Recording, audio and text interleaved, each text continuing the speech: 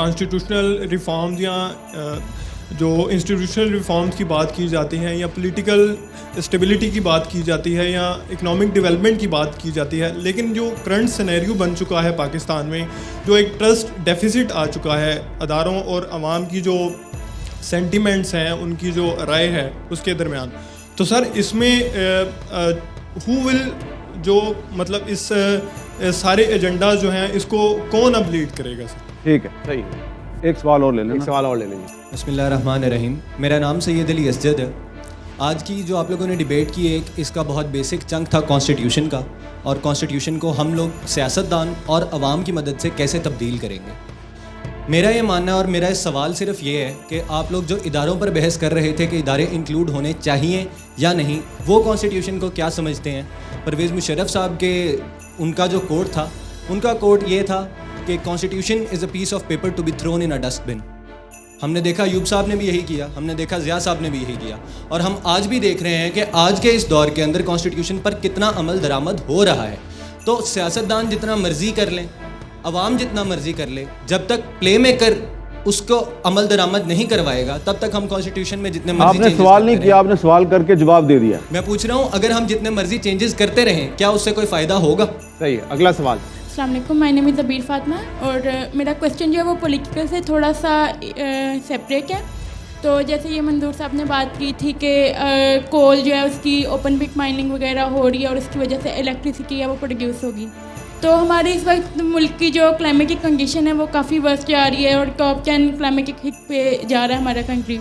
تو کیا آپ کے پاس اگر گورنمنٹ آتی ہے تو آپ ایسی پالیسیز بناتے ہیں کہ جس سے ہماری کلائمیٹک کنڈیشن ہے پاکستان کی وہ بہتر ہو سکے اور اس کو ہم کول سے زیادہ ہم ہائیڈرو یا پھر ہائیڈرو کی طرف شفٹ کر سکیں، مزید ڈیمز بن سکیں جن کے اوپر کافی دیر سے بننے چاہ رہے ہیں لیکن نہیں بن پا رہے، تو ان کے بارے میں آپ کچھ کہنا چاہیں گے؟ جی اس کا جواب دیں۔ تھینک یو سو مچ۔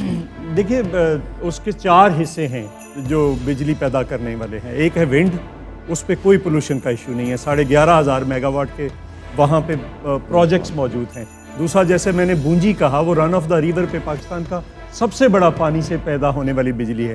تیسرا سولر، ہم تو کیا ہی سولر پہ رہے ہیں اس وقت، جو 300 یونٹ کی بات کر رہے ہیں چیئرمین بلاول صاحب، وہ تو مینلی سولر پہ ہے، لیکن آپ اس کو 175 ارب ٹن جو کوئلہ ہے اس کے ذخائر کو بالکل ایلیمینیٹ تو نہیں کر کے پھینک سکتے صرف اس وجہ سے۔ انڈیا میں آج بھی سب سے زیادہ بجلی کوئلے سے پیدا ہو رہی ہے، چائنا میں آج بھی سب سے زیادہ بجلی کوئلے سے، سو ہم یہ اس کو مکس کر کے لے کر آگے بڑھنا چاہتے ہیں۔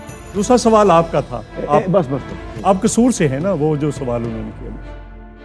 دیکھیے ہم نے وہ کر کے دکھایا ہے، جو تنخواہیں ڈبل تھیں تو ہم نے کر کے دکھائی، 8 میں 25%، 9 میں 20%، 10 میں 50%، 11 میں ہم نے پھر 20% اور 12 میں پھر 25%، یہ کوئی 135% یا 140% بنتی ہے۔ قصور میں آپ کو پتہ ہے کس نے کام کروائے ہیں، اور 15 سالہ اقتدار میں تو چیلنج کر کے یہی کہتا ہوں نا کہ ان کا اقتدار اور میرے 5 سال کی اپوزیشن آئے میرے ساتھ ڈیبیٹ کر لیں جس مرضی چوک میں، جس مرضی جگہ میں۔ سہیل صاحب ایک سوال یہ بھی آیا کہ ہم یہاں پہ ریفارمز کی بات تو کر رہے ہیں لیکن عوام اور اداروں کے بیچ میں ایک جو ٹرسٹ ڈیفیسٹ ہے، تو اس صورتحال میں یہ کیسے ہوگا ممکن؟ دیکھیں یہ ایک بڑی لمبی کہانی ہے۔ سوال یہ ہے کہ کہیں بھی دنیا میں آپ کو اپنے حقوق یہاں پہ سوال کرنے سے نہیں ملتے، اس کے لیے سٹرگلز کرنی پڑتی ہیں۔ کیا یہ جو لوگ آج کہہ رہے ہیں کہ حقوق نہیں ملتے، جب میڈیا پہ پابندیاں لگ رہی تھی تو کوئی پاکستانی عوام میں سے کوئی کھڑا ہوا تھا؟ کیا جب غلط عدالتوں کے فیصلے ہوئے تو کتنے لوگ کھڑے ہوئے تھے بھٹو کی پھانسی پہ؟ کتنے لوگ کھڑے ہوئے تھے جنہوں نے مظاہرے کیے تھے جب اسمبلیاں توڑی جا رہی تھیں اور جج جو تھے ان کو جائز قرار دے رہے تھے؟ کتنے لوگ تھے جو آج ڈکٹیٹرز پہ تنقید کر رہے ہیں جنہوں نے ڈکٹیٹرز کے خلاف جدوجہد کی ہے؟ تو بنیادی بات یہ ہے کہ کبھی بھی حقوق بغیر سٹرگل کے نہیں ملتے۔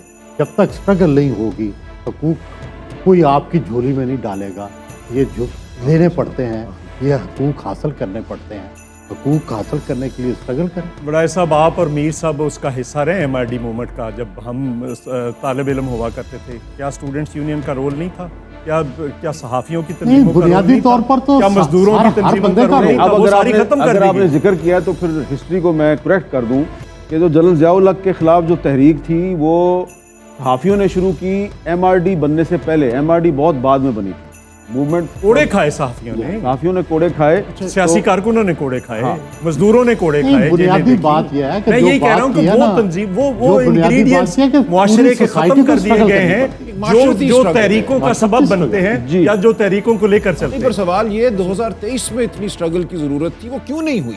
جب اسمبلیاں ٹوٹی، انتخابات نہیں ہوئے، جب اس کے بعد جو کچھ بھی ہوا، جس طرح لوگوں کو اٹھایا گیا، جس طرح مقدمے بنے، مقدمے ختم ہوئے، ہم کہہ سکتے ہیں جی ماضی میں بھی ہوا تھا، 2018 میں بھی ہوا تھا، لیکن ہر بار ہمیں سٹرگل کرنا ہے۔ 2018 کے بعد بھی ہوا تھا۔ جب تک ایک منٹ میں بالکل راجہ صاحب کی بات کو انڈوز کرتا ہوں، اور میں بھی سوچتا رہا کہ جس دن ہیروئن ڈالی تھی اپنا رانا ثناء اللہ کی گاڑی میں میں بھی تو وہی کہہ رہا ہوں، اور گاڑی اور اس سے ایک ہفتہ پہلے یہ اعلان کیا تھا کہ اس کو مونچھوں سے پکڑ کے موت کی کال کوٹری تک لے کر جاؤں گا، تو اس دن آواز کیوں نہیں اٹھی؟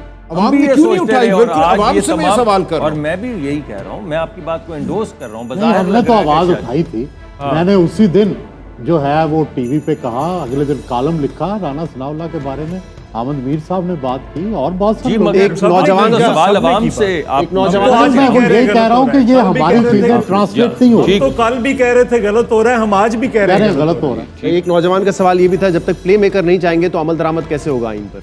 یہ ٹھیک ہے، یہ سٹرگل جو ہے یہ ساری سٹریٹس پہ نہیں ہوتی۔ ہمارے ذہن میں تو ایک رومانٹک تصور یہی ہے نا کہ سڑکوں کے اوپر سٹرگل ہونی چاہیے، وہ اپنی جگہ بھی اہم ہے، وہ میں نہیں کہتا کہ اس کو رول آؤٹ کیا جائے، لیکن یہ جس چیز کی بات کر رہے ہیں کہ وہ جو پلے میکرز ہیں ان کو اپنے مقام پہ واپس جانے کے لیے اس کے لیے مکالمے کی ضرورت ہوگی۔ آپ یہ لڑائی لڑ کے ان کو نہیں دھکیل سکتے۔ دنیا میں جہاں کہیں بھی ہوا ہے مکالمے سے ہوا ہے، تو آپ ان کے ساتھ مکالمہ کریں گے، اور اس کے لیے انفارچونیٹلی تمام سیاسی جماعتوں نے ایک ایفیکٹو مکالمہ نہیں کیا ہے۔ اور میں پھر بار وہی کہتا ہوں کہ نیشنل سیکورٹی کمیٹی بہت اچھا پلیٹ فارم ہے، اس کے اندر بیٹھیں اور ان کے ساتھ طے کریں، ان کو اپنے مقام پہ واپس بھیجیں، یہ نیگوسیشن سے ہوگا۔ عوامی پریشر کے بغیر مکالمہ بھی جی آخری سوال آپ کو عرض کرتا ہوں کہ یہ آپ کا ایک رومانٹک سا معاملہ ہے، بنوائیں گے آپ لوگوں کو۔ I agree۔